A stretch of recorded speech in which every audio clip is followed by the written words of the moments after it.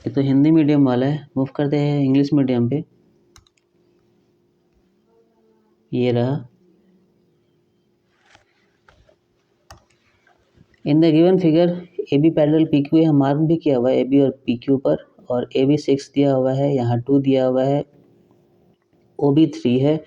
पूछा जा रहा है कि ओ पी का वैल्यू कितना होगा। क्या दोनों ट्रायंगल सिमिलर हैं? पता करते हैं।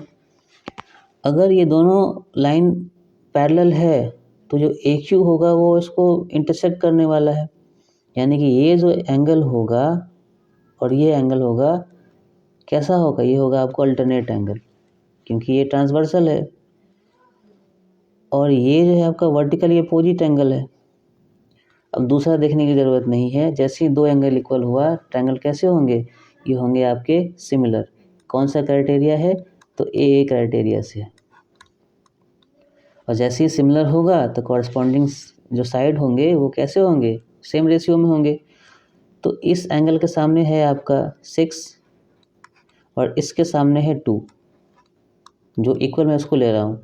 इसके सामने पड़ेगा 3 और ये इसके इक्वल था, इसके सामने पड़ेगा आपका ओ पी। तो ओ पी क्या होने वाला है? ओ पी होगा आपका ये कटेगा 3 बार में, तो ओ पी हो जाएगा आपका 1 सेंटीमीटर। हमारा आंसर क्या होने वाला है? हमारा आंसर होगा आपका डी, 1 सेंटीमीटर।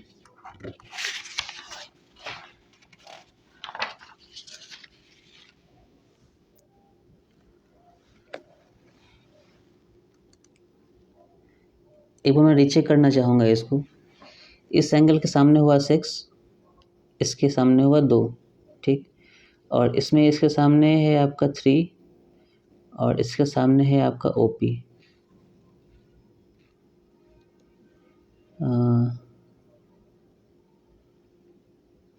ठीक है, क्या होने वाला है? 1 सेंटीमीटर।